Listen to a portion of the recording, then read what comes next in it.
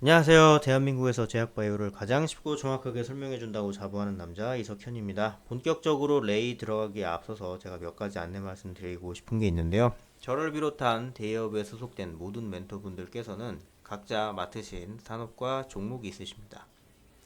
저 같은 경우에는 제약바이오가 되겠죠. 어떠한 상황이 되더라도 제가 맡은 부분에 대해서는 끝까지 책임을 다해서 여러분들한테 알고자 하는 욕구 충족시켜 드리기 위해 노력을 할 테니까 많이들 시청해 주시면 감사하겠고요. 그리고 제가 지난 시간에 이제 레이에 대한 일련의 이제 개요 영상을 하나 찍어 드린 게 있는데 그걸 보고 오시는 거를 저는 이제 추천드리거든요. 왜냐? 다름 아니라 이제 물론 제가 추적 관찰을 할 거고 또 그때그때마다 필요한 거 있으면 언급을 드릴 테지만 이거를 계속 막 처음부터 0에서부터 막 시작을 해서 계속 이제 판단을 이어가 드릴 수는 없거든요. 그래서 여러분들과 저 간에 좀 이제 공통 분모를 하나 이제 만들고 시작을 한다라는 느낌으로 시작을 하는 거니까 꼭 보고 오시는 걸 추천드립니다. 자, 2004년 설립한 이후 치과용 디지털 엑스레이 영상 진단 장비를 개발해서 생산과 판매를 시작을 했습니다. 디지털 엑스레이 영상 진단을 기반으로 치과용 디지털 엑스레이 영상 솔루션을 개발, 상품화에 성공한 기술 중심의 엑스레이 전문 기업입니다. 매출 구성은 2D, 카누, 이렇게 키트, 3D, CT 같은 것들을 다루는 디지털 진단 시스템과 3D 프린터 솔루션을 포함한 디지털 치료 솔루션 등이 대부분을 차지한다. 이렇게 저는 볼 수 있겠고요. 지속되는 해외 디지털 치료 솔루션 수요와 올해 예정된 신사업, 구강 스캐너, 중국 지출 본격화를 통해서 성공할 경우 큰 성장 동력이 될 것으로 예상이 된다. 이렇게 생각을 하시면 될 것 같고요. 자, 생산 능력이라든가 생산 실적을 보시게 되면 여기서 중요한 건 이제 가동률을 보시는 건데 iOS 이건 살짝 조금 아쉽게 요거는 하죠. 근데 뭐 전반적으로 이제 평균 딱 내보면은 자 57이 나옵니다. 살짝 좀 아쉽긴 한데 이거는 이제 뭐 어쩔 수 없는 부분이고 근데 이제 중요한 건 뭐냐 60에서 80% 정도만 보여주더라도 가동률이 그래 이 친구 그래도 장사 잘해요 라는 얘기 할 수 있다라는 거죠. 무슨 말인지 아시겠죠? 그냥 60% 80%만 돼도 마진율 재고 관리 어느 정도 좀 이제 되면서 이 친구는 그래도 뭔가 좀 이제 해나가려고 하는 부분이 보이구나 보시면 흑자 딱 어느 정도 나오잖아요. 그죠? 그러니까 뭘 팔든지 간에 가동률이 60%에서 80%가 되면은 그래도 재고 관리 잘 되고 있네. 그래도 얘네들 자기 앞가림은 할 수 있네라고 판단을 할 수 있는 여지가 생긴다는 거. 그런 부분들이 굉장히 좀 중요하게 보이는 거예요. 이제 그렇게 생각을 하면 될 것 같고요. 아, 자산 처리라든가 비용 처리 뭐 이제 연구 개발 비용을 보는 건데 자, 매출액 대비 이제 비율을 보시게 되면 8%, 10%, 13% 이렇게 되고 있는 부분이고 굉장히 긍정적으로 볼 수 있는 흐름이 좀 이제 나타나고 있다라는 측면에서 좀 이제 좋게 생각을 해볼 수 있는 부분이 나오는 겁니다. 그래서 그런 부분이 설령 나오지 않는다고 하더라도 결국 어떠한 상황으로 굴러가느냐에 따라서 이야기는 달라질 수는 있겠는데 우리가 좀 뿜어내는 대로 흐름을 쫙쫙 이제 뽑아내는 대로 이렇게 갈무리질하고 좀 이제 안 되고 이러다 보면은 방향은 정해져 있어요. 방향 정해져 있고 이걸 어떻게 좀 이제 가고 이런 것들이 굉장히 좀 중요한 거기 때문에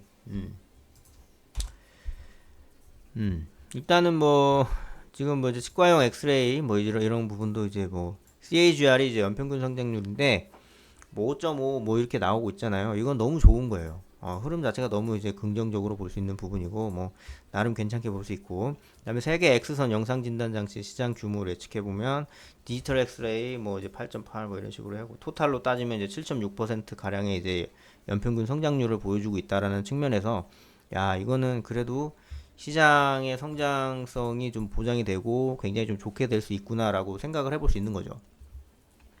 자, 아시아 퍼시픽, 노스 아메리카 이제 전반적으로 다 전체 시장을 봤을 때 시장이 성장하고 있는 그런 산업 안에 기업이 있는 것들을 중점으로 보는 게 어떻게 보면은 굉장히 좀 중요하다라고 볼 수 있는데 레이가 그중 하나인 거죠. 자, 전형적인 어떤 그런 이제 제약 바이오 흐름을 좀 보여주고 있지는 않습니다. 그래도 이 친구는 이제 의료기기 뭐 이제 저기 이런 거 찍는 거 이런 거 팔고 있는 디지털 엑스레이 영상 진단 이런 거 팔고 있어서 무엇보다 실적이 나와요. 실적이 나온다라는 건 대단한 거거든요. 매출액 부분 보세요. 2020년에 얼마였습니까? 552억이었죠. 21년도에는 903억. 그 다음에는 1290. 여기 때는 이제 1515억. 그러니까 이제 매출 자체가 정말 이제 뜀뛰기 하듯이 뛰고 있는 경우에는 영업이익이라든가 단기순이익은 사실 별로 그렇게 중요하지 않아요. 그러니까 일단 규모를 키우는 거는 영토 확장을 하는 거랑 똑같거든요. 그러니까 영토 확장을 하면 할수록 좋잖아. 그러니까 그때는 영토 확장하고 있을 때는 뭐 복지가 어떻고 뭐 경제 성장률이 어떻고 이런 거를 따지기 이전에 일단은 해야 되는 거야. 그 다음 그 문제는 그 다음인 거야. 그런 거는. 그런 식으로 지금 이제 그러니까 이제 그게 이제 양적 성장인 거고 뭐 복지 뭐 경쟁률 성 이런 거는 이제 질적인 성장. 근데 무엇보다도 양적 성장이 안 될 때 그때 숨고르기 식으로 질적 성장을 하는 거지 뭐 양적 성장을 할 수 있는데도 야 우리는 질적으로부터 먼저 간다 이런 거 없어요. 그런 거는 바보야. 그거는 그렇게 하는 분이 있으면요 그거는 바보입니다.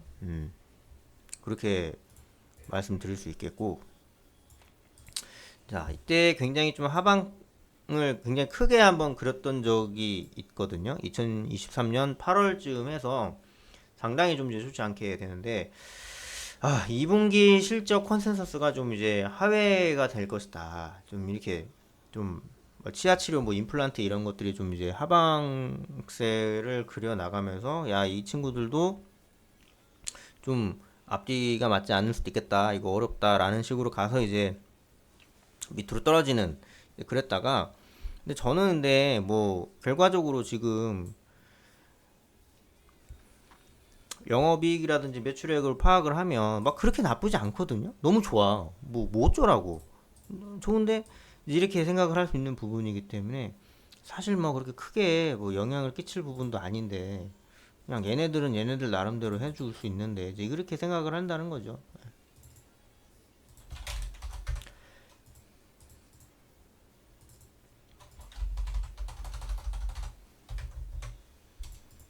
그러니까 이렇게 2550원, 그 다음에 25000원 이런 식으로 가고 있는 부분이기 때문에 이거를 좀 기간 조정을 맞고 있는 상태로 보시면 될 것 같고 또 한 번 2550원에서 이제 지지 반등되면서 위로 올라가고 있죠.